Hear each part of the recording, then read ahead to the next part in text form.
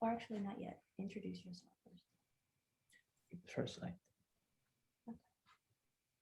Just gonna put the share screen on.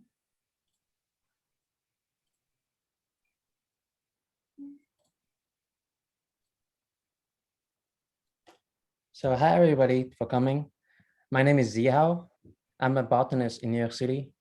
I've been working with plants for maybe 6 years so far, and I've been working with various agencies to provide them botanical information in conservation or detecting invasive species in the city. And thanks for Canadison to sponsor this talk. And I'm a board member of the Native Plant Society of Staten Island. So today I'll be talking about bryophytes of New York City and how I started my journey and what I learned about them. Hi, I'm Alex. I'm tech support. Real quick, does everybody see the slides? Or not yet? Does everybody see the slides? Yes. I see the title page, I see. Great. Can you see this cursor moving around? No. Okay, that's what I thought. 1 second. Let me figure this out. Okay. And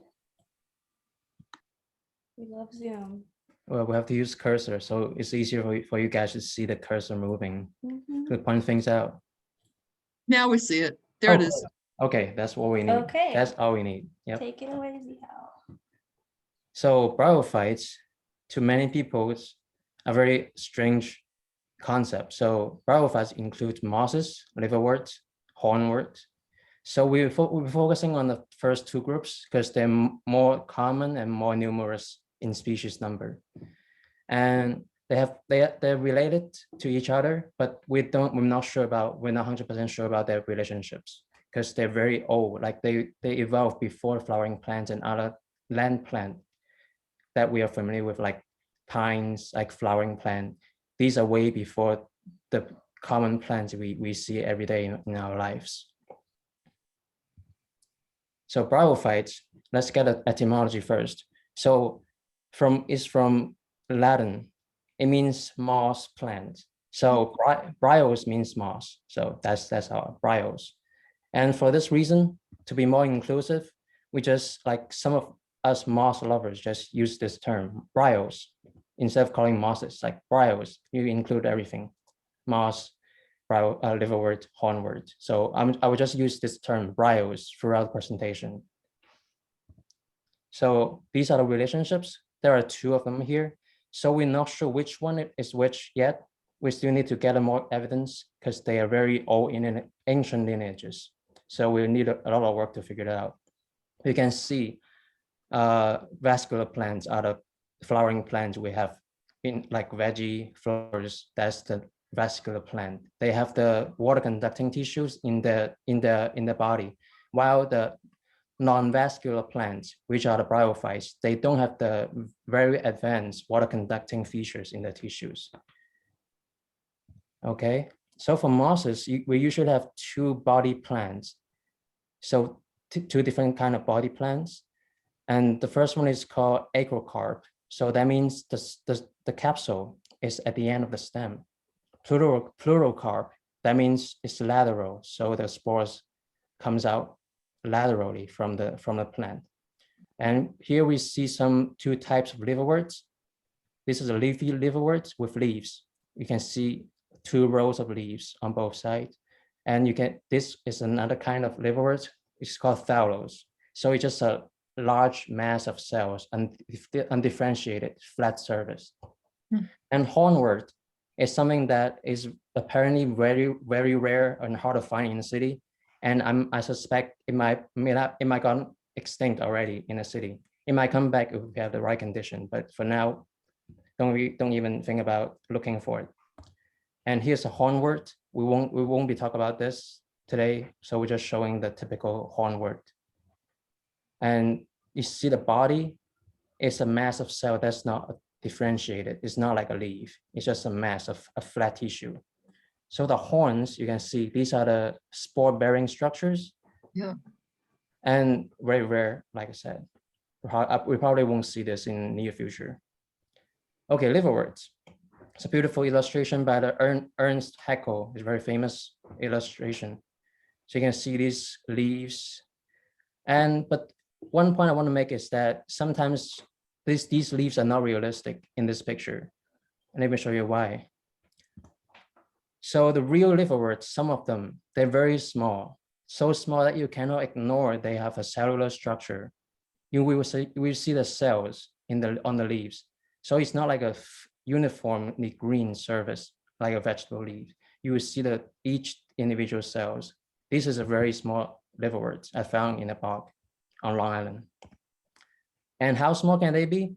So here, there's a picture of a liverwort. So this is a liverwort, see? And I was interested in something else in the picture. So just look around in the pictures, see what else you notice.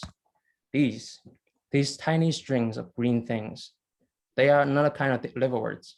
So under microscope, you can see the leaves, 4 lobes, they're like fingers.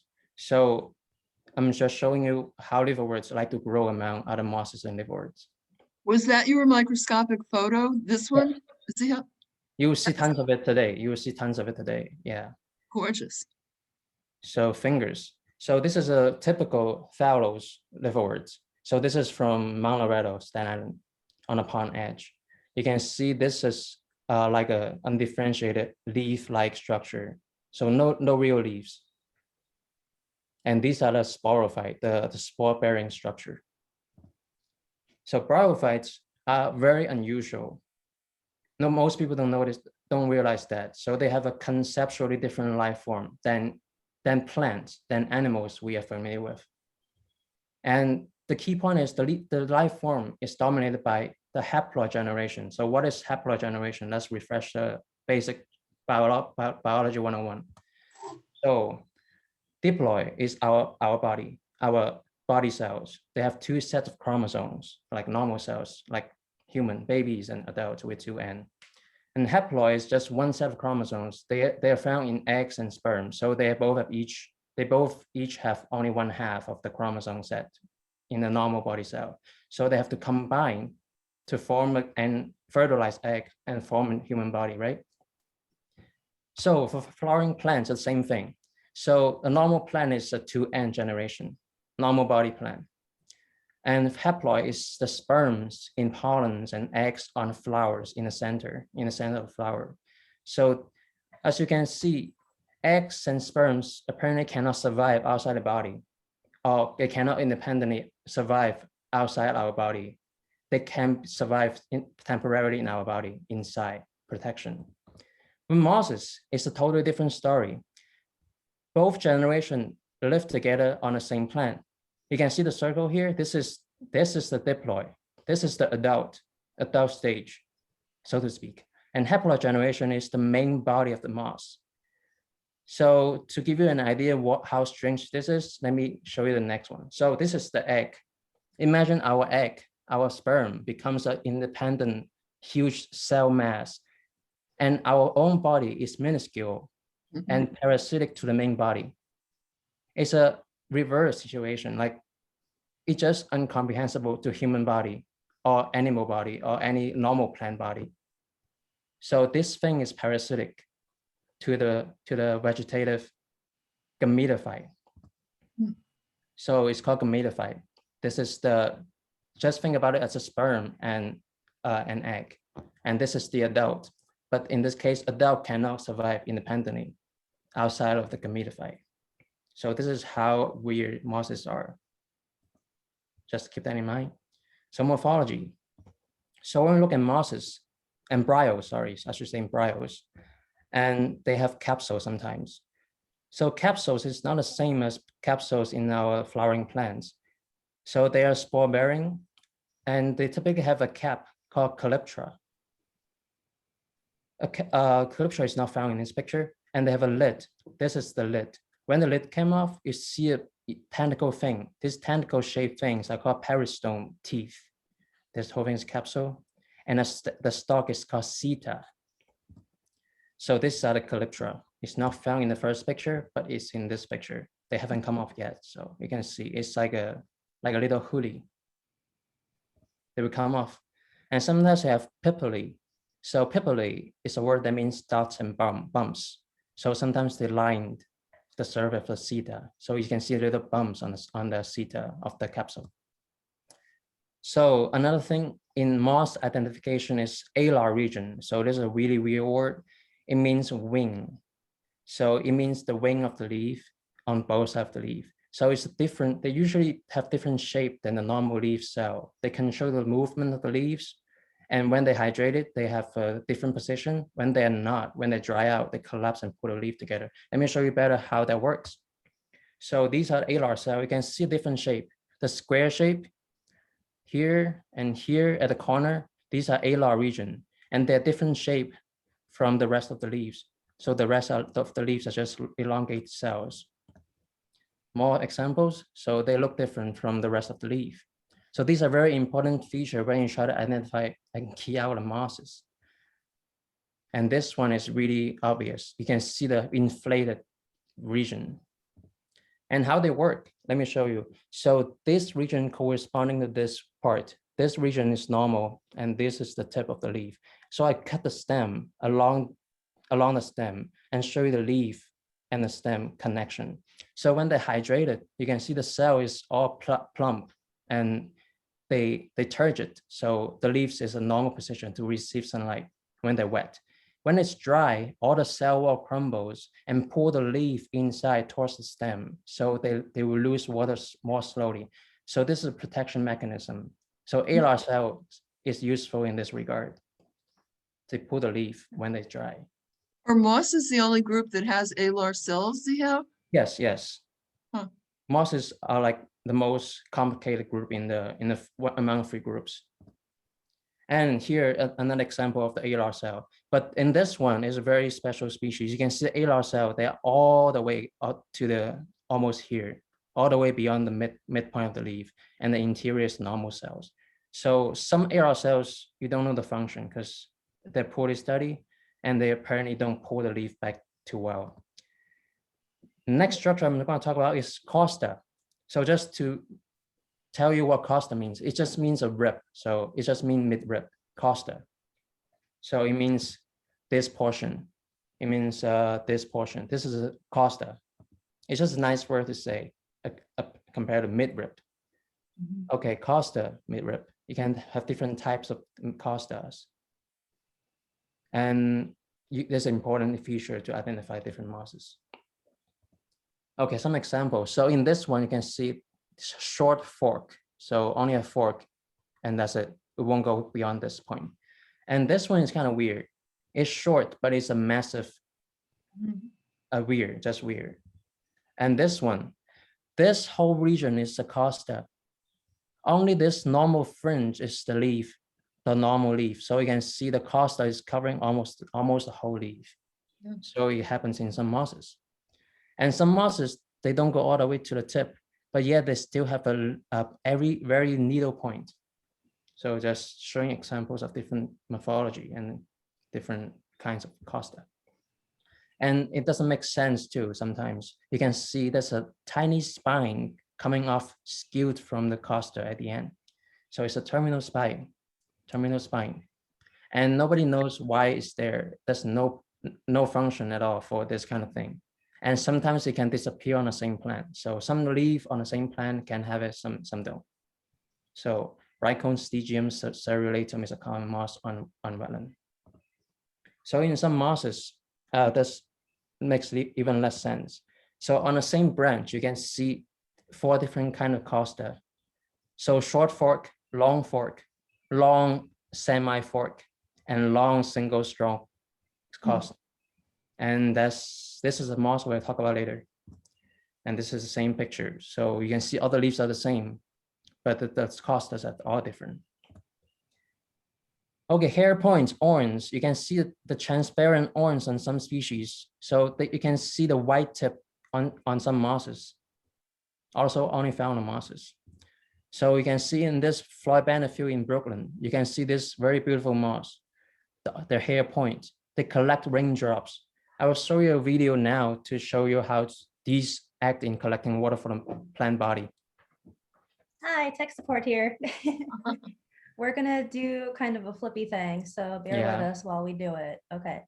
Also, I'm gonna point out while we're setting this up that all the pictures you're seeing are Zihao's. All the microscope pictures and the photographs, and I've seen him do all that hard work. So, all right. So share screen. Here's the video. We need the sound. Here we go. 1 second. Okay. Guys seeing it Wait a okay? minute. No, we don't. No? Let me Not yet. try again. We'll get there. Okay. There it is. Okay, There. let's go. Let's go. So hair points. This type of moss that we're working with does not have roots that collect water from the soil. So it gets all of its water from condensation or fog or raindrops. So it can grow on a very dry desert, and as long as it's got humid air around, it can get all of its moisture out of the air.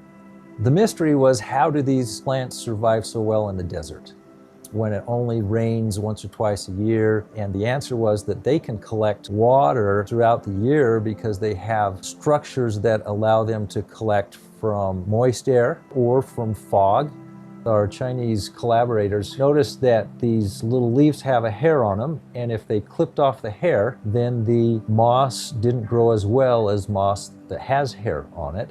We noticed that these hairs had little tiny nano-sized grooves that run down the length of the hair. These grooves are hundreds of nanometers. That's like about 1/100th of the size of a human hair. We used some BYU equipment to put a little hair inside of an electron microscope, and so we can change the temperature and the pressure in this chamber, and lo and behold, water formed in those little grooves. They collect all this water and make it into a big droplet, and then that droplet zips away down towards the leaf. These are the folded up dried leaves, and you can see that these hairs are starting to move a little bit in the breeze. And now I see a water droplet there, one there, one there. These zip so fast that sometimes we can't see them disappear. All of the leaves are starting to unfold as the water is zipping down to the leaves. The forces that propel this droplet toward the leaf structure are so strong that the droplet can flow upward against gravity or horizontal. A raindrop. Okay. So that's the idea. Should make it very clear now. The ons are very important in mosses. Let's get us back to the PowerPoint here. Where did you go?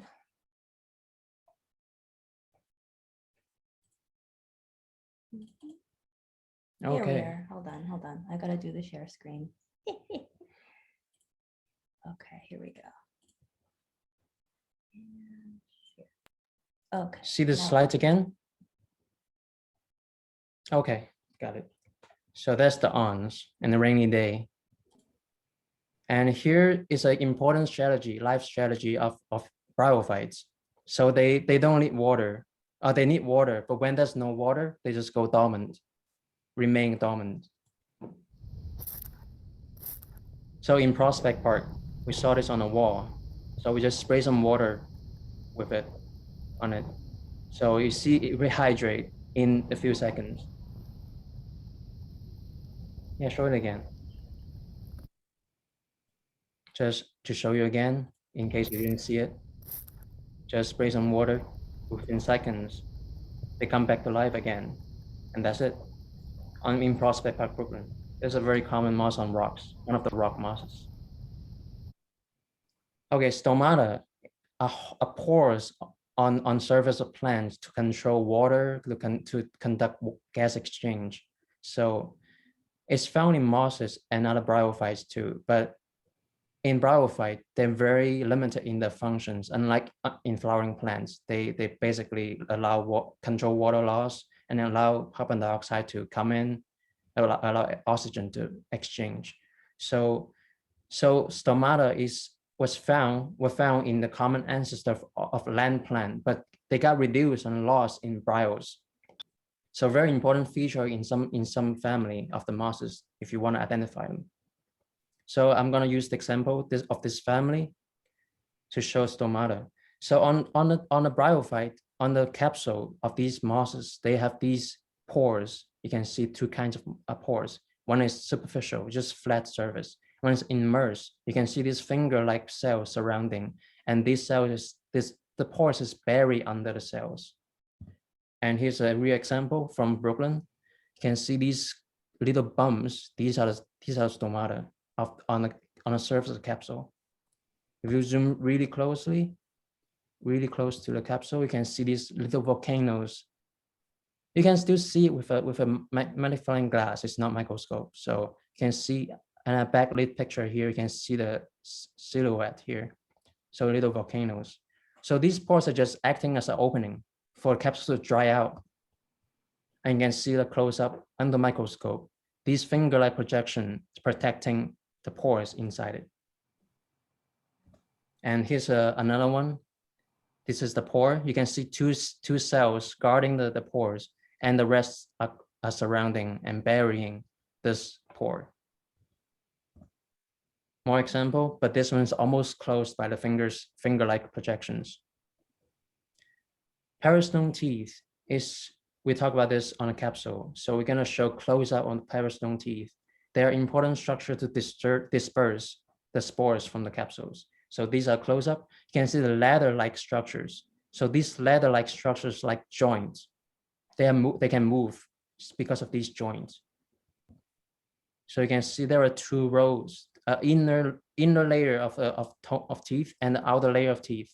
So some have only one layer, most mosses have two layers of teeth. So typical structure of a peristome teeth. So at the end, they have these little bumps, pupillus. At the beginning, they have these little striation. So typical structure. It's nothing special here. So it's a video showing how they move with changed moisture in air. I was breathing into the microscope while filming this. So by changing my breath, like I hold my breath or I release my breath, changing the moisture in air, and they're very sensitive to this changing moisture, and they can just contract and expand. And in the process, they squeeze out the spores within the capsule. So that's the idea. That's how they work. Zihao, what's the magnification on that video image? This is 40 times. 40 times. Yeah, the lowest on a microscope. And here's some example of different shape. You can see the fork. Some of them have different shape. This is a fork split. And this is called a common moss everywhere in the city. You can find it on driveway, on sidewalk, mostly on walls, cracks. So it's called wall screw moss. But why? Because the peristome teeth, like spaghetti, screw together. So the close-up is here. So you can see it with bare eyes too. It's here. Close-up is like a spaghetti screw moss. You should remember this moss, if that's one you need to remember. So another structure is annulus. It's a ring of soft, big cells. They will deteriorate and they will shed. So they will come off the capsule ring, and that way the cap can break off. Just a very specialized structure in some moss. Okay, asexual reproduction. All mosses, I'm sure some of you have heard of a method to propagate mosses in your backyard, like put them in a blender and grind them up and spray them with milk or something on the surface. Because moss will not die just because they're broken. They will continue to propagate and live with fragments developing into new plants. So fragments of plant can grow into new plants. But also many bryos also have specialized structure, specialized organs that do nothing else but to reproduce asexually. They call gamete, or they can be called root bodies, because they shape like bodies, branches, different kinds. So in forest park, this liverwort, you can see the edge, these little fragments coming off. These are the things that will come off and establish new population. Another liverwort, you can see these cells, they're gonna be shedded and become a new plant and elsewhere, so that the leaf will come off. And in forest park, in Manhattan, this liverworts, they have these cells, cluster of cells at the end of the branch. They come off, form new plants. And in mosses, is even more specialized. See, here, these branches, they're designed to come off easily and be hit by rain. Once hit by rain, they will just splash everywhere. Same here, this cluster of tiny plants, baby plants. And these like caviar things, yep, that's the same function. Also on the leaf here, these are the part of the leaves growth. They're just growing the new plants if the raindrop hit them and splash. Another structure on leaves in some moss families are very important and interesting. So the plates, you can see the plates. This is a cross section of the leaf. Plates of cells vertically arranged in some haircut moss. So the function of these is you can see this space. Once the moss dry out, they can still retain some moisture in the air in here. Also, when the moss is flooded by water, also it's almost drowned. You can trap some air here. Air is needed for photosynthesis. Without air, no photosynthesis. I'll show you examples. Oh, okay. Same thing here. So this is moss from Brooklyn. And you can see the leaf edge is kind of funny. It's wrapped around from bottom and cover up the surface. If I make a cross-section cut, here, you see the cross-section like this. This is a continuation of the leaf structure wrap around, and these are the plates, the vertical plates, okay? And more close up, you can see these are all the photosynthesis that's going on here, all the chloroplasts. So this is the best place to photosynthesis because they can capture water very well. It's a very dry adapting moss in sandy soil in Floyd Benefield, South Brooklyn. How that size, how many times was that magnified? The Which slide, the actual field photo. Oh, this one? Yeah. About 10. Uh-huh. It's fairly big. It's fairly big moss. So some mosses are big. So these are 3 different species in one place in Brooklyn. It's a truly magical place. So 3 different kinds. So this kind is the most common one, and it doesn't have a wrap around leaf. But these 2 you can see is wrap around. Mm-hmm. Okay, so in some, the lamellate has reduced because they don't need it anymore. It's not dry. These mosses are not in dry environment. So, but you can still see the plates of cells. This is like 10 times close up. It's pretty obvious. You can see, this is a bare eyes picture. You can see it's here, the bands. The dark bands are the same as one here. It's Van Cortlandt Park in Bronx. This is a super common moss. It's called lesser smooth cap. It's a very common moss on forest floor. This is the same thing, but with capsules in Palm Bay Park. And you can see the reduced lamellate. They're not as long or deep as the first ones. You can kind of see like the ridges, yeah.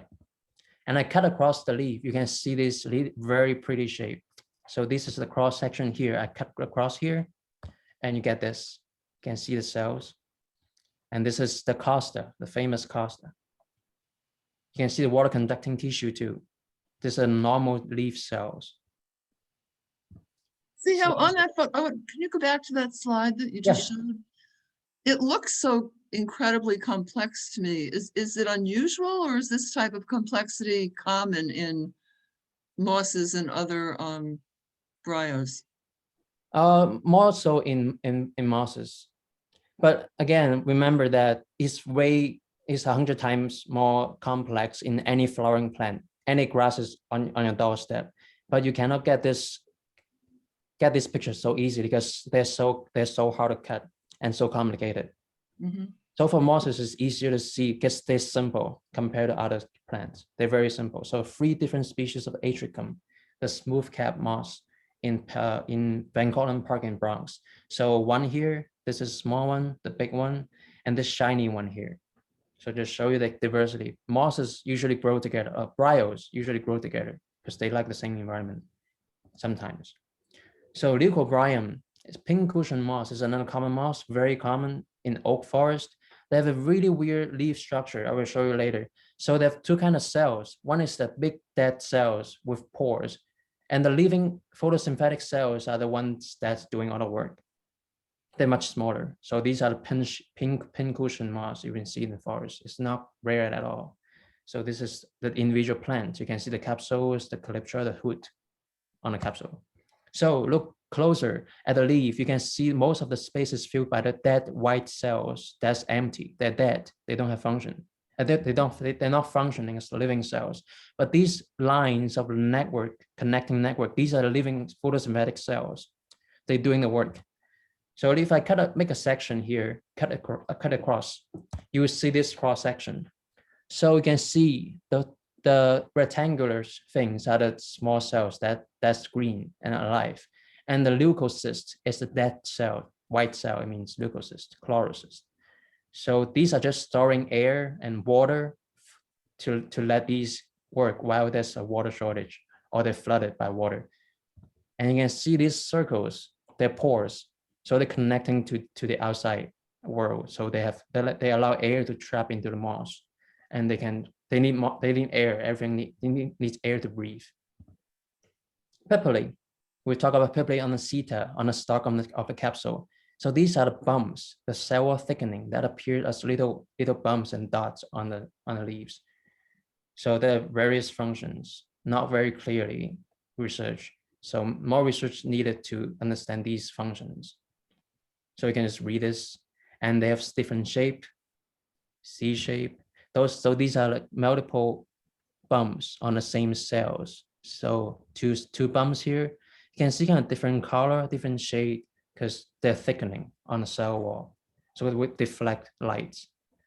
You can see more here. You need to change the focus on the microscope to see these clearly and examine them. So this one is very interesting, C-shape bumps. Another structure on moss is a paraphilia. Paraphilia means fake leaves. So they like leaves, but they're not leaves. They're covering stems. They're like mats. So like a carpet covering the moss. They found in moss only, not in liverworts. So to retain moisture, and again, if they break apart, they can form new plants. So sometimes they just grow within their own mats for the spores. So this is a common moss, a fern moss. So you can see these fussy thing. They are the paraphilia. Let's get a close up of the paraphilia. So on a close up, they look like strange little leaves. So these are paraphilia, like branching. Mm-hmm. Okay, spatial geometry is really big in liverworts. It's amazing. Look at this. So you can see the leaves are not simple leaves. They have two lobes. One lobe's curve back up in the back. So you can see these are not two leaves. They're one and the same leaf. They just like this, clasping the stem. I will show you the real thing. So in Woodhill Park, there's amazing liverworts. So in microscope, we can see this lobe. And if I cut this leaf off, look at them individually, you can see it's like it folded along this ridge. Okay, if I spread it with a forceps, you can see it's a one in the same leaf, just two lobes awkwardly placed together so they can form. They cannot be flat. They are spatially geometrical. So it's found in many liverworts. And this is a very extraordinary example of, this is also almost like a little pocket, but it's just a lobe. It's a part of the leaf, the bigger leaf. So these are the same leaf, one leaf here. This is a very common liverwort on street trees. You can find this on street trees, a very tiny one, but you can find them. Okay, spatial geometry in some mosses too. So this is called spoon leaf moss. Can see why this is spoon leaf. It's convex. It's like a spoon. So if I press it under microscope, I cannot press it all the way flat. You can see the wrinkles because when I try to force it down. And also sometimes they have a little tunnel shape, like a tube shape at the end of the leaf. So like a tunnel, you cannot make this flat. It's geometry is like this, the spatial geometry in Prospect Park. This is a very rare moss too. I found it on bathroom stone wall. Okay, oil bodies is a thing that found in some mosses, they call oil drops in mosses, and oil bodies in liverworts. Critical function, they store chemical, nasty chemicals sometimes, so they deter herbivores. Not much eat mosses and liverworts because they taste nasty probably. And during my work with liverworts, if I touch and break the tissue, I can smell something moldy, and probably that's from the pungent oil inside the oil body. They smell almost like rancid sometimes, although it's fragrant in some species. So you can see so many functions. Okay, oil bodies. You can see these shiny dots. These are the oil bodies. They have different shape in different species of liverworts. Okay. Okay, these green things are chloroplast. They're not oil bodies. So you can see chloroplast, oil body. These things will deteriorate once you dry them. So you got to look at them fresh and wet. Okay, now let's talk about how to find bryophytes in the city. So street trees are very good, surprisingly good. If not more so than our native forest. Actually, I found less tree mosses in native forest than on a street tree for some reason. So these are the common genus. So you don't have to memorize these names, but they seem to handle the pollution, or if not benefiting from the pollution in our air, because our pollution has some nutrient in the air, like nitrogen. So Now, excuse me, on the street trees, if we're looking or trying to notice, do they mosses tend to grow toward the bottom of the trunk or all the way up the entire tree? Yes, you're right. More likely at the bottom, because the bottom is always more like wetter and more shelter. But some, yeah, you're right. You got it right. But some mosses are just like to grow on the high up. They don't care about a drought. So on Eastern, probably a heavily polluted place, of course, in the air, you can see such abundant moss on the bark. This is amazing, considering how, I mean, it's gotta be not nice, not a nice habitat for anything on a street tree. And you can see this Ophotricum species. So you can see this dry capsule, they already disperse the spores, they're empty. So one interesting thing about these mosses are they're very annoying to identify because you have to wait for the capsule to dry and disperse all the spores, and use this shape as a feature to distinguish between species. If they get wet, they all mostly look the same. So this is one common species. Not sure which one. I need to go back to, because these are not in best condition. We can see the capsule is cute. Okay, this one is the easiest one of the genus to identify. You can see little trumpet. So Ophotricum stellatum means like a star shape. So you can see if you look down the capsule, you can see a star shape here. So it is like a star shape Ophotricum. So it's very distinctive. Only when they're dry. So when they're wet, they will not be constricted like this. They will just like a barrel shape, like in this picture.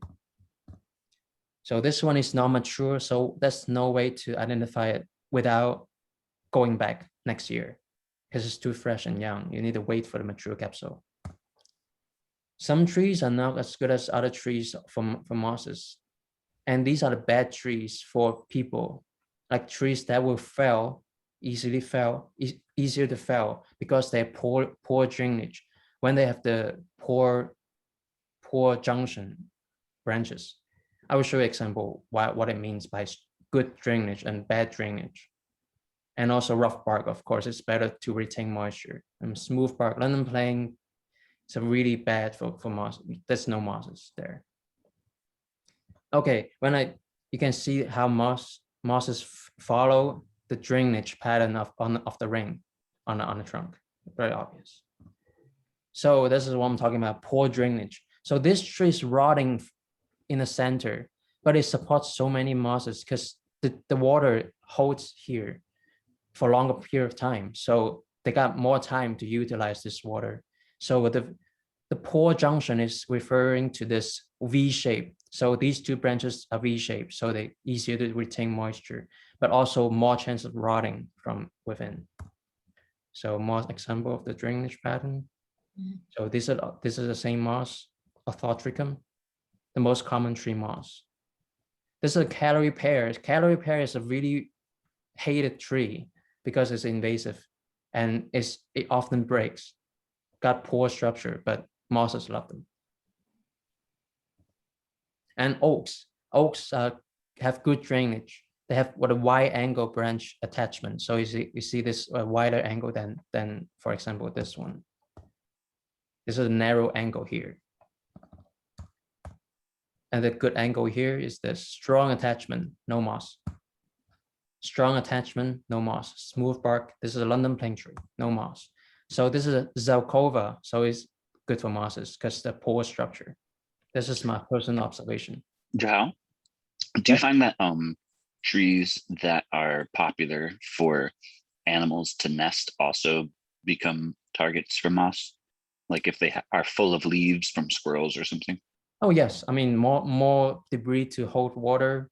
The water would drain more slower. So yeah, I would say so. And also like the bottom of the branch, the big limbs, you can find more mosses. It's the Norway maple too. Norway maple, another invasive tree, but it's also good for mosses because the finely grooved bark is not found in too many maples in our region. So this is, Sorry. Is there a symbiotic relationship between mosses and trees that they thrive on? Do they help one another or not really? not really. I think it's just a commensal, like they don't get any benefit from each other, just commensals. So maybe mosses get more benefit even. So because they just need some water in the bark. Yeah, that's all. But also it's beneficial for other organisms because mosses are great habitat for different microfauna to live in. Always wet or mostly wet. So it's a refugia for many small critters. So this is a huge, my favorite elm tree next to my house. These horizontal branches are very impressive. So you can see it's covered by moss on the upper surface. Well, I cannot get there, but just nice to look at. Okay, tree bases, like Jeannie said, always great for mosses, of course. Maybe in a city, you won't see this. I saw this in Montauk, New York. So you won't see this on a street tree because dog peed, garbage, what have you. So they destroy the mosses. But I mean, you can still find some mosses on street trees a bit higher than this, not at the bottom. So bottom of the tree is best. So sidewalk cracks, of course. This is a very common moss. If there's one moss you need to memorize you only want to know one moss in your life, this is the moss. It's found all over the world. It's cosmopolitan. It's every major city you can have this. This is called Bryum argenteum. Bryum argenteum. Bryum. Spell it for us? Hmm? Can you spell it? Oh, I will type it in the chat later. Oh, okay. Bryum argenteum means silvery moss. So you can, yeah. I forgot to type it in here. So on a brick wall, you can see these. This is the same moss I showed you before with the spaghetti twisty teeth. This is the wall screw moss. It's a very common moss on driveway and brick wall. Okay, this is where I found rare moss on a stone wall by the bathroom. There's a nice bathroom there. And these, so much moss growing there. So just nice to see these. Okay, how to photograph them. So in case you don't know, this is a loop or jeweler's loop or hand lens. You can get this for very cheap, maybe $10. Get you one. Usually just get it 10 times, and you can take good, like acceptable photographs of mosses with a cell phone. So I just hold it like this with my finger, like hold it like this. But you have to get used to it. Really tighten your fingers so it won't move around. Or you can get fancier to find some like clap-on lenses from online. I don't have those, but this is good for me. I just got that, by the way. It's called Moment, like one moment. So Moment, they make lenses and they make a case that fits whichever phone, so that where it inserts it goes in front of it, in front of the right lens. So I just got that a couple of weeks ago. I'm pretty happy with it. Nice. They have a macro lens that's like $100. Oh wow! For your phone. Yeah, $100. Okay. But I wonder about the jewelry loop. I'd like to get one. I mean, this is good for general purpose. Like when you're not taking picture, just use it to look at things. I mean, you're not taking everything in.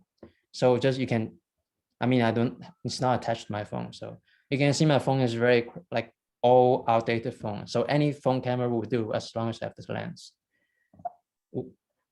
Okay, so you can even use phone to photograph microscopic pictures. So you can see this is how I took the wall screw moss, the spaghetti thing, just like this. It's easy. Once you have a microscope, the light on, and you can take a picture through the microscope.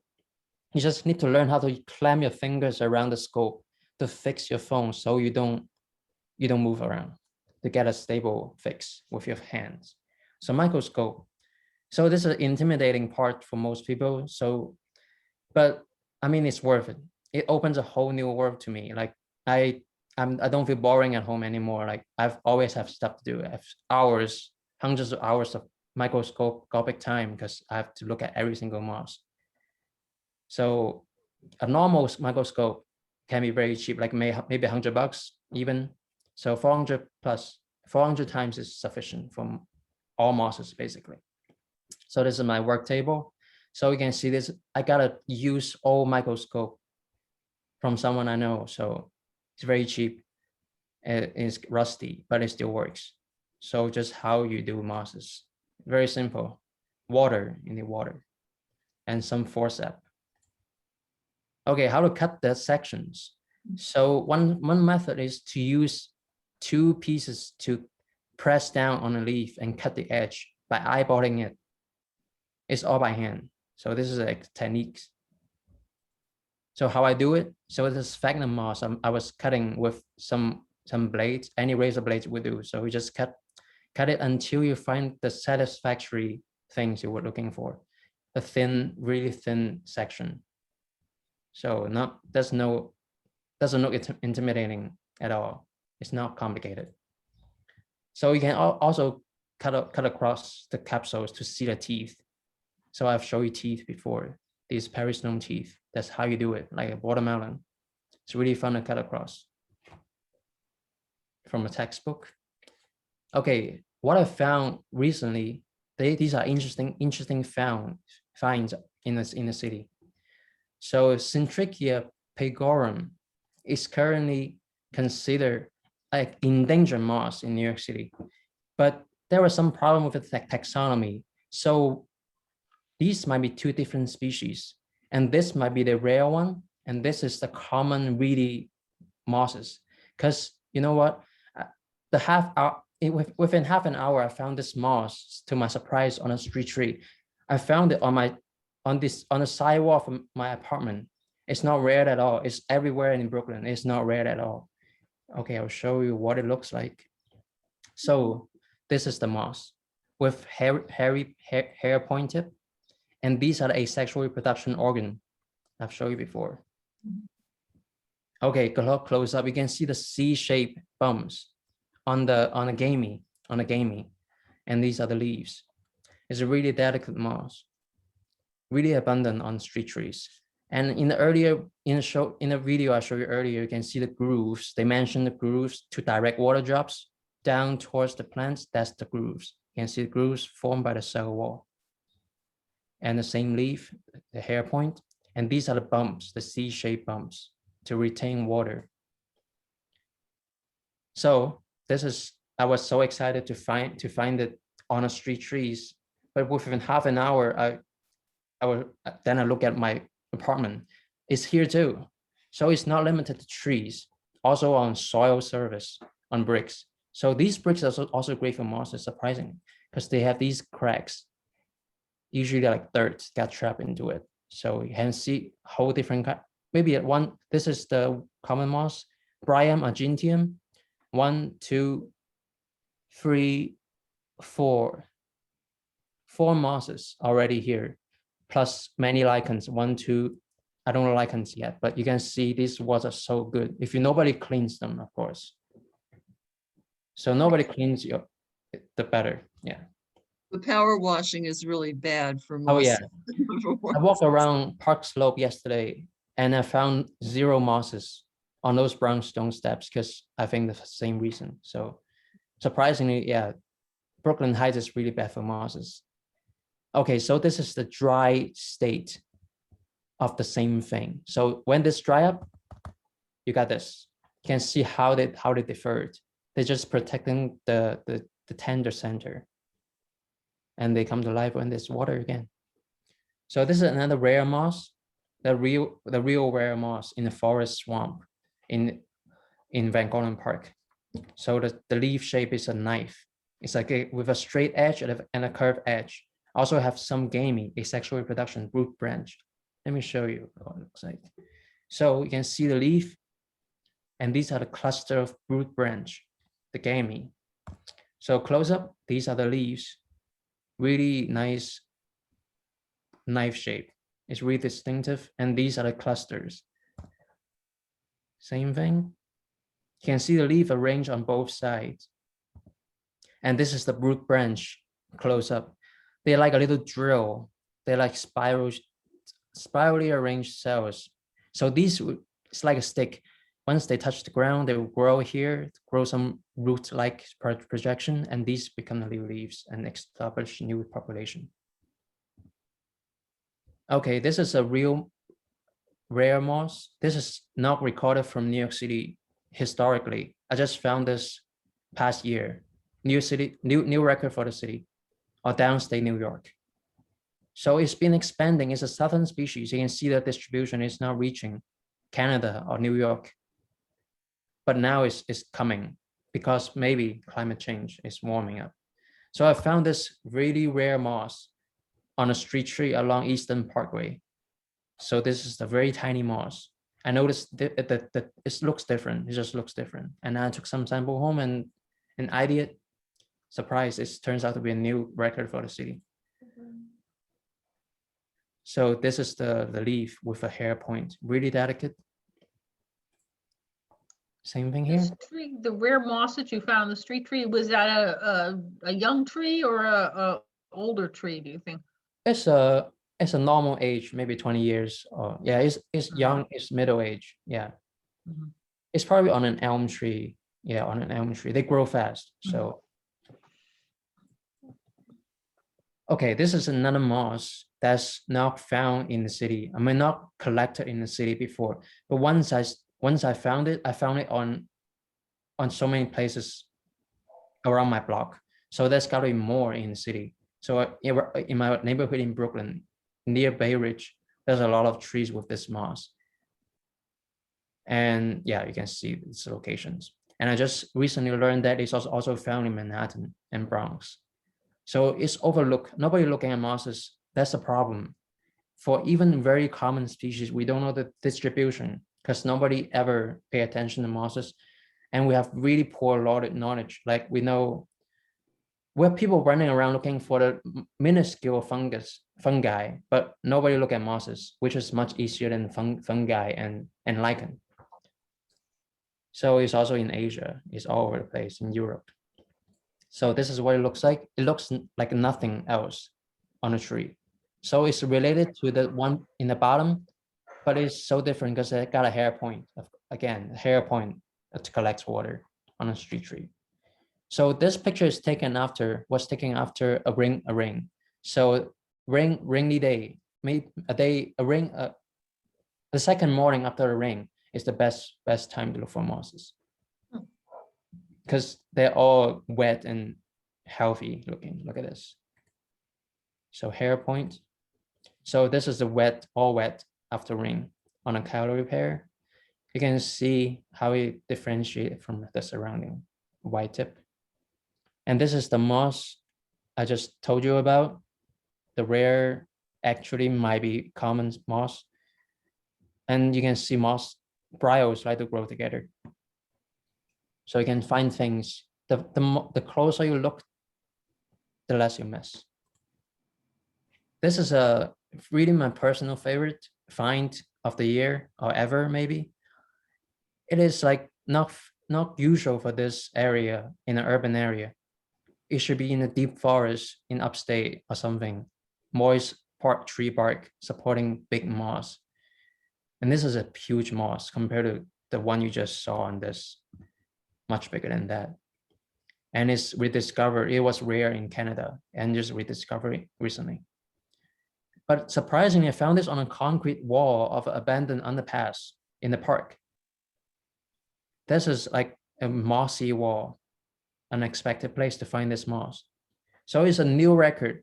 I mean, it's never been seen here. No record. It shouldn't be here at all. So it might be introduced species, but I mean, it was native from other places. It's native to our region. If we have a nice deciduous forest, of course, like native forest, wild forest. So on this wall, this is what it looks like. It looks like nothing else. So you can see these curve upward. These branches, they just curve upward when they dry, like a shelf. Just one patch, two patches actually, only two patches on this concrete, abandoned. So I spray them with water. You can see how the leaves extend. This is what it looks like when it's wet. So when it's wet, it's less curved. It's just straight, perpendicular, extending out. You can see dense covering. Probably that's why it can grow on a concrete wall, because there are a lot of lichens supporting keeping the moisture. So close up, this is my finger. It's not a small moss by any means. So this is my thumb. You can see the comparison. It's not a small moss. You don't need a microscope to see it. So you can see many different fruiting bodies coming out. So it's very proliferating moss. You can see all these, each one will become a new capsule. The capsules are here. So these are the capsule with little hoodie. This is the calyptra, the calyptra structure. So they will come off. And on the microscope, you get the name. You get why they name it that way. So it's full of long hair. This little hoodie is full of hairs. So this is why the name is this way. You might be intimidating by this long name, because it just means hairy hood, hairy cap. So, but this is maybe someone's name. So Fostromia trichometria. So it just means a moss with hairy cap. That's it. And another feature I showed you before, but I have to show you again because I like this so much, is the extensive alar region, alar cells, all the way up to beyond the basal part. So this is the square cells, the alar cells. And this is the same moss I showed you before. This is from this moss. It's crazy variation on the same plant for no reason. So this is the same thing I showed you before. This is a rare liverwort or overlooked liverworts I found accidentally on a tree base. So tree base, the base of trees are great for liverworts, especially because they need extra amount of moisture. So I uploaded it on iNaturalist. In case you're wondering what this is a popular social media, basically for naturalists, for nature lovers. So if you don't know this thing, you should check it out. It's a good website. So it's no one has uploaded this species. This is the first in the world. Like no one, it's more common than that, but no one bothered to look at it and upload it on iNaturalist. They have a gamey. They have those gamey on the leaf tip, and the gamey comes off from the leaves. Okay, I found it so far in 2 parks in Queens. So this is what it looks like. Can see these dusty thing, the clusters, those are the gameys on a tree base, on an oak. A close up, you can see the little individual cells, coming off. And when they're fresh, like when they're young, the young shoots, they don't produce too much gamey. But once they age, they started to break apart and see this here. These are the gamey forming.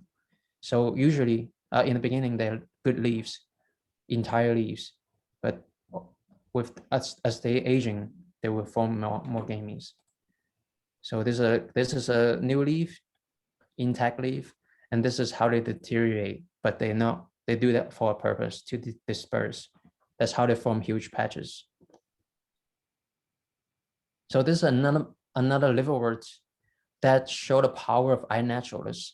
So it was considered extirpated from a 2000 2006 survey in Queens, and they didn't find it that year, and they thought, oh, it's gone from that park.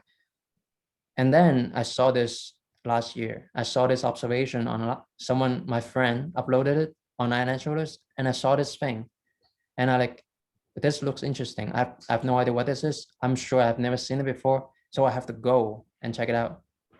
So I check it out. This is at a edge of vernal pool, very nice vernal pool with a lot of native vegetations. So you can see these leaves. This is the same thing. And that's what it looks like.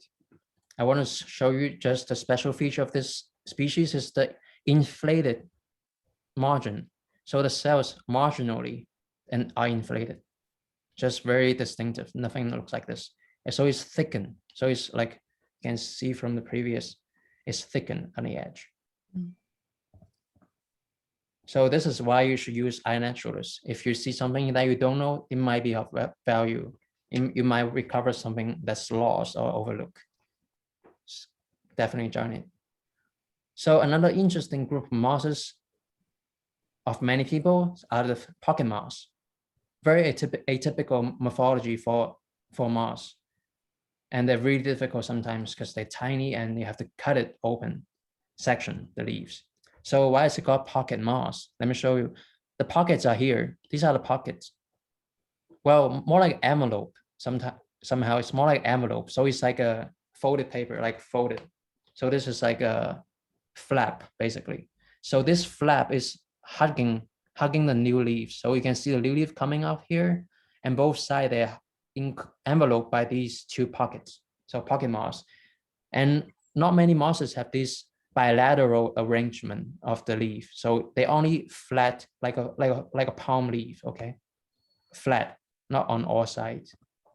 So let me show you better what the pocket means. So this is corresponding to this part. If I cut across here, this is the costa, the midrib. This is the upper portion, one single file. So if you cut across, you can see why this is a pocket, because there's space here, okay? The costa, this is upper leaf. This is a lot of effort to produce, to cut it here. It's a very small one. So different kind of the type, you use this, they figure this out to group them into 3 groups. So you just look at it. You don't need to memorize anything like this, but you can just show in different structure of the costa. So this is one that I really like. I cut this by myself. So you can see different kind of cells. They're different names. This is a structural support. You can see a thickened cell wall. So they're long fibery thing. And these are conducting water because they're big and hollow. So it's the same thing as here and as here, just to give you an idea. Okay. And this is a more close up. This is the pocket where it ends into a single file of cells. So that's what it looks like in real life to bare eyes. So in Woodhill Park. But this one actually very common if in the right condition. I found it in all 5 boroughs so far. Yeah, all 5 boroughs, except Brooklyn. Yeah, except Brooklyn. So this is the common one. It's fairly big. It's the biggest among all 3 species I've seen so far. This is a very tiny one on a rock. So it's hard to appreciate how small this is, but well, just take my word for it. It's very small in the Bronx on a rock. This is another one. Also on soil. This is on soil. So 3 species. I just like this group of mosses. Okay, sphagnum moss, the peat moss is very familiar to everybody. So it's a very ancestral lineage. They have very primitive, like some very unusual feature among bryos. Even for, yeah, they have something that makes them look almost like a liverworts too. Their capsules looks like liverworts. And they look so different from any other moss. And they're very important ecosystem engineer because they can get hundreds of years old, each plant, by growing at the tip. They would die at the end, but they would die at the bottom, and they would just keep growing and growing and form a thick mat that's like several meters thick in a bog or something, in a peatland. So by this, and also they very good at acidifying the surrounding. So they won't decay easily because no nitrogen and no oxygen is in deep with the peat. So they can store the carbon for millennia, for many thousands of years. So this is one I found in Monoredo, Staten Island. There are 3 kinds of branches here, are actually 2 kinds. So you can see this typical head. This is a capitulum of the sphagnum. It's a head. And from this head, you can see the new growth coming off. You have 2 kinds of branches. One is the pendant, the drooping ones. One is the spreading branch. So the drooping branch is paler. You can see more elongate. So they can just by hugging the stems, they retain more moisture. And these are the spreading branch. So they can do most of the photosynthesis because they're spreading out. So 2 kinds of branches and 3 kinds of leaves. So the stem leaf is found on a stem. You cannot see here. The stem is in the center. The stem leaf, the drooping branch leaf, and the spreading branch leaf. You can see who does the most photosynthesis. Obviously, it's most of it is conducted in the spreading branch. And the stem leaf is so sheltered by the other branches, they don't need to do much work. So very intricate structure on the leaves of the sphagnum is the same idea. You have dead cell, you have live cells. Dead cells is for storing water and sometimes air, and the live cells are like this. And let me cut across this leaf here. Oh, I haven't talked about this, pores. So the pores are found on the dead cells. You can see the dead cells. If I change the focus of the microscope at the lighting, you can see this pores. These are pores, many holes. If I cut across the leaf in this way, you can see on the cross section the small green cells and the large dead cells. Here's a diagram better than my cross section. You can see what's going on here. You can cut across here. You get the same picture here. So that's how it works. So this is the stem leaf. The stem leaf is they don't have much chloroplast, but it's just a striking shape in this species from Staten Island. You can see the fringe. That's why it's got its name. Let me go back. Sphagnum fimbriatum. It means fringe leaf, fringe margin, fringe. Okay, iNaturalist. So this is what it looks like on iNaturalist. I uploaded most of my mosses that I could identify to help other people too. So I'm just briefly talk about if you use iNaturalist. If you don't know a moss, a bryos, just put them in the Bryophyta, because that will get you to the right people who can identify bryos easier. You definitely should not just put them to species without looking them under at least a hand lens. Or if you're not sure, just put the most generic classification. And there's a very common moss called Andodon seductrix. You can see this in a city, on a tree, on a fallen logs, in the forest, is everywhere, in a cemetery. This is how different it can look under different conditions. Just a reminder of how variable mosses can be. For a small plant, they can be so unusually variable as to the point of being frustrating. So this is the normal state of the moss, plump. It's called gylaceous. So this branch is called gylaceous branch because it's like a round shape, like a worm, okay? And on this picture, it's not gylaceous at all because maybe air pollution, maybe the drought, because this is growing on a tree bark. This is growing on a fallen log probably. So the poorer condition probably give it harder time to get a better shape, basically. But these are the same thing. So that's how different they can look. And that's one more reason why you need a microscope, because you want to make sure you're looking at the right thing. Are you looking at the same thing? Are you looking at a different thing? You gotta be careful. Data quality. So you should take as many pictures as you can through different angles, different perspective, the substrate. And sometimes it gets more than one species very often. So make sure you separate them. You don't upload everything together. You separate the species out. And I've been very careful in uploading my pictures because there are so little resources for bryophyte identification on the internet right now. So we need more people to put up more quality pictures to help others. Basically, that's how I got started. I saw some nice pictures and then I can get to the identification quicker. Okay, so we finished talking about bryophytes themselves. We talk about some ecology stuff to show you some interesting things about what they do with the bryophytes. So rotifers are a group of very small animals. They're not single cells. They're multicellular animals that I've found so many times on bryophytes. They're literally everywhere. You can find them on dry mosses on a street tree. I can find them on a log in forest. They're everywhere. And they have the same adaptation, anhydrobiosis, like bryophytes. They can just stay dormant in drought and recover right away within seconds. Bone dry, I'm talking about totally dry. There's no water except rain. So they can sometimes even form like a structure called resting egg. So they basically just give up and become an egg.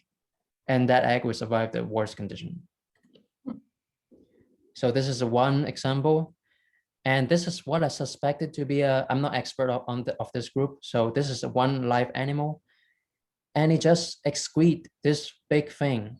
I'd assume this is a resting egg because yeah, it looks like an egg. Sometimes it's too big too. So this is from this animal. I'm gonna show you a video. I'm gonna see how I use my phone to record a video. It's just so easy with a microscope.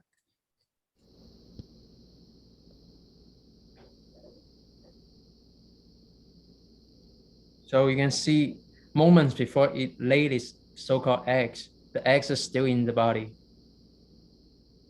And without me noticing, maybe 5 minutes later, the eggs were gone, was gone from this body. But you can see how active they get. They were in the dry moss in my sample.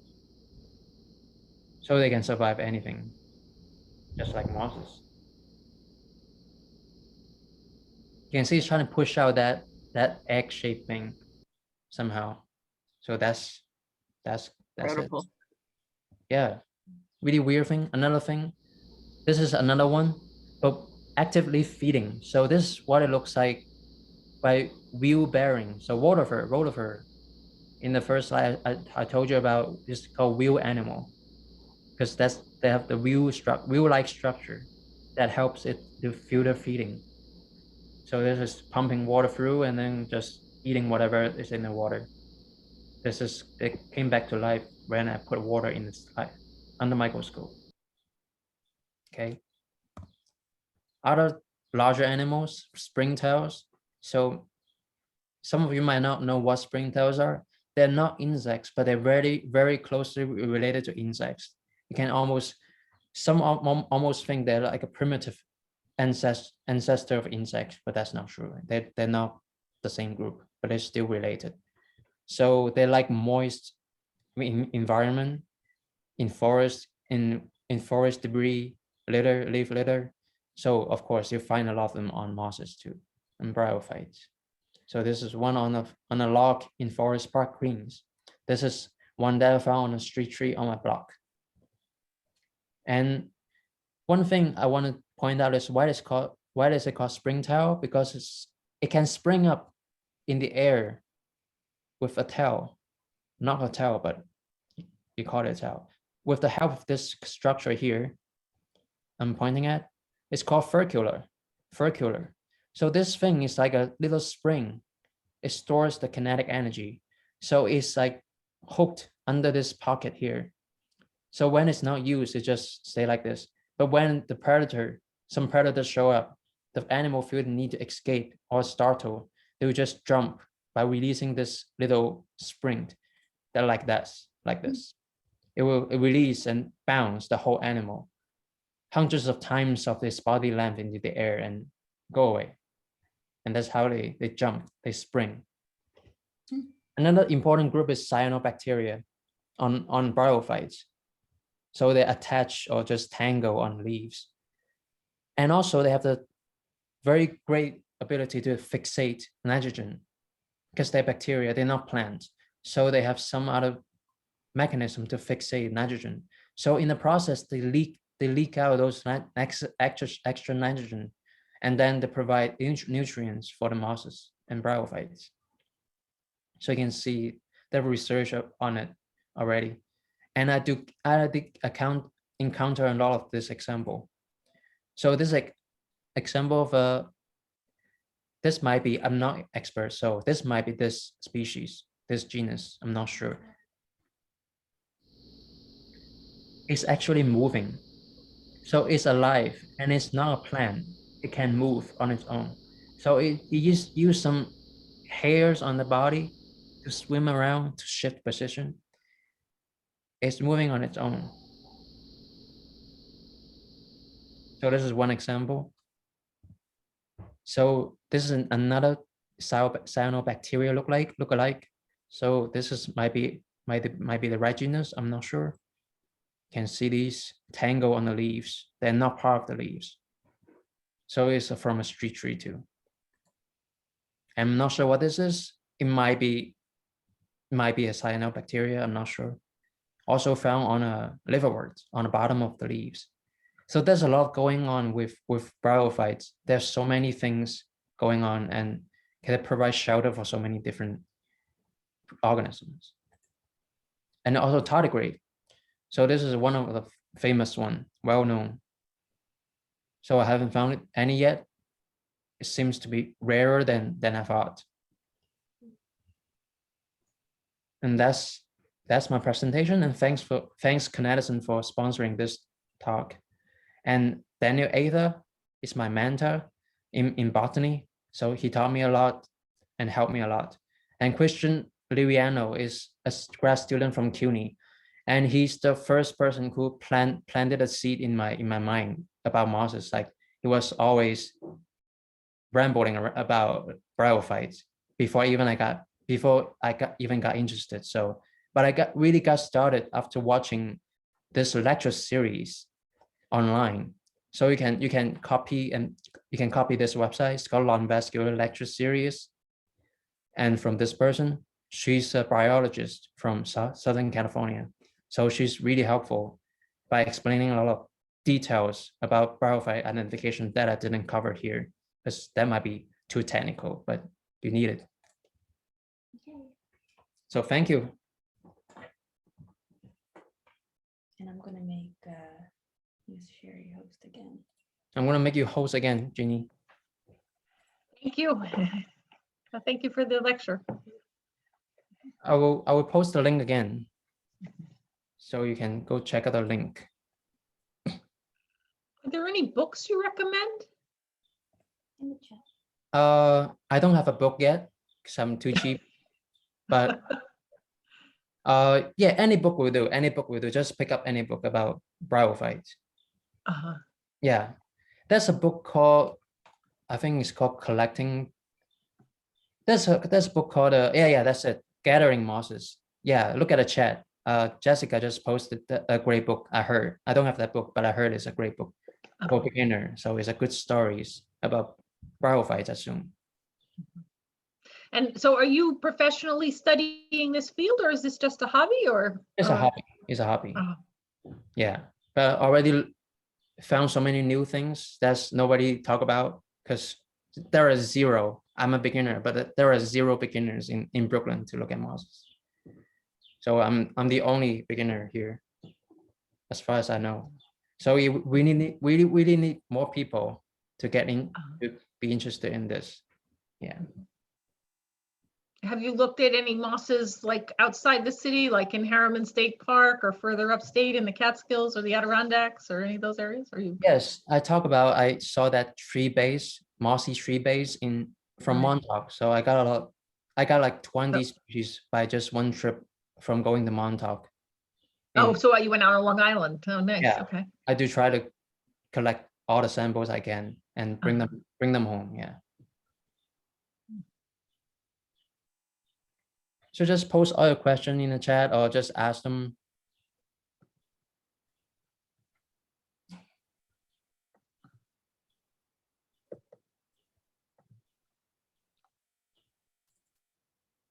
I think we're pretty much done.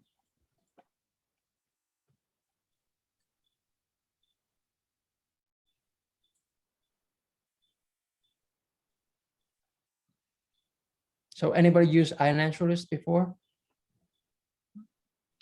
No? It's easy to use if you have a computer. It's easy to use. And you can just upload everything from anything that's wild. So a bird, a snail, doesn't matter. iNaturalist is for everything. Zihao, it's a question from Jenny. Have you considered possibly an exhibit using some of your photographs to make people more aware of the mosses and the other bryophytes and their incredible beauty? Yeah, sure. If I have the chance, yeah. I'm not sure where to begin. Well, we'll talk about that. I have some ideas. Yeah, definitely.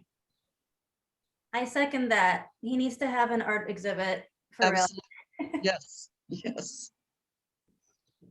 Oh, is it okay to share screen to show iNaturalist? Oh yeah. Let me show you Because the just skeleton crew.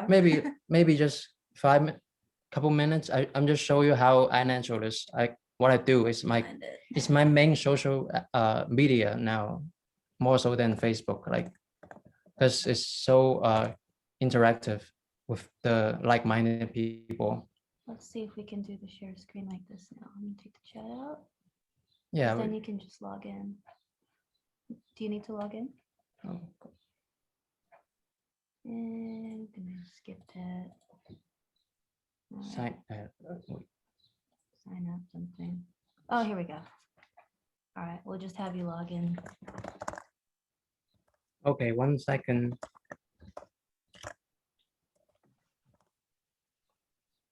Wait, this is. Oh, same thing. Just put your password in. It's either or.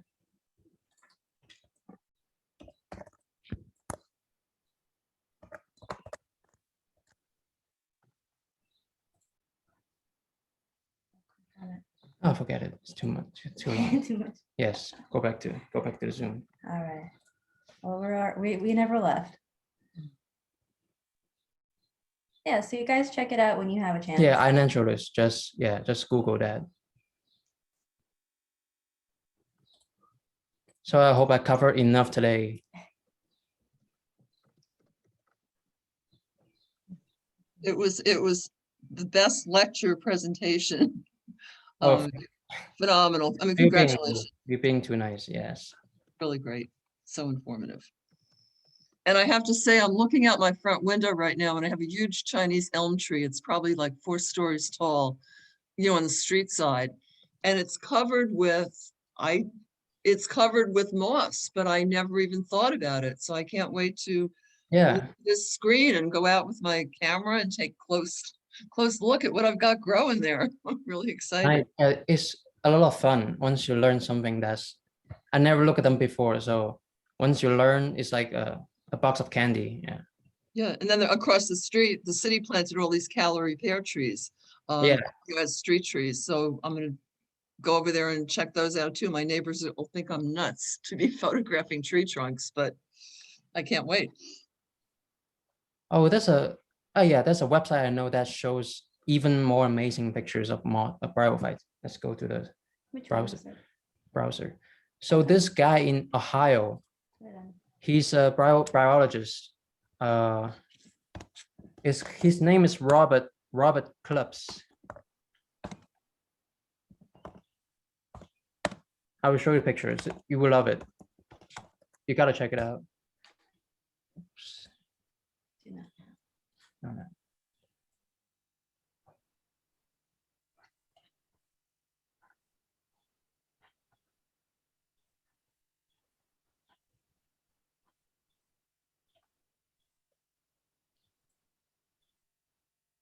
Am I sharing the screen? No, but we're gonna. Okay, share the send screen. link. Yeah, share. Can I share the screen? Yeah, share the screen. Or the link too. Yeah. I'll put the link first. Just one more minute. Sorry. Bear with me. You know. Just show you the best resource for your interest. Yeah. All right, so here's the link in the chat. It's Ohio. And let's It's see a if we website can for share. Ohio, but No, we can't because we're not host anymore. mhm. Just check out the link. Yeah, check out the link. What's got it that. called?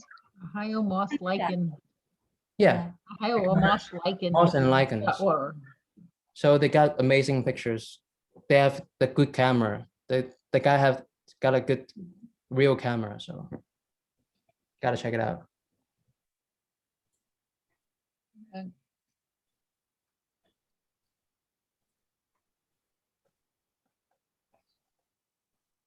Okay, so I think we're good here. Hey, Zihao, um, thank you so much again. Yeah, Virginia, I have a question for you. Would you Sure. be able to, I know Zoom does this, when the recording is finished, and Yes. would you be able to send us the link to download the recording for our records? That would be great. Yeah, well, what we're gonna do, what we did for the last two is we actually posted the link. they did. Oh, wonderful. So people who couldn't attend today, they can watch it at their leisure. So yeah, we'll post the link. The problem is the last two, it depends on when we started recording. So there might be a lot of extraneous stuff up front at the beginning of the recording.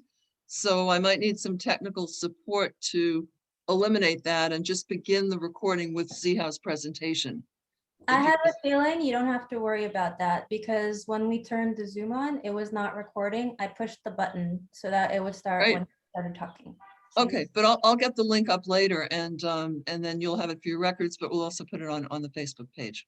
Yeah, That's definitely great. share them. Yeah, so we Absolutely, can get more people. Yeah. Thank you. absolutely. Okay, I had one more question. Go ahead. And one more thought. When you were talking about the trees, and there was a few mosses that you thought were really rare that normally weren't found in New York City.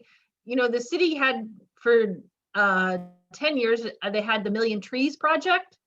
And so they were trying to plant 1 million trees a year, and they weren't just bringing in teeny little saplings. Sometimes they were bringing in trees that are 10 or 12 years old and planting those, coming from various tree farms around the region. So it's possible some mosses came in that are more from more rural areas that, you know, haven't been in New York City for decades or centuries, possibly.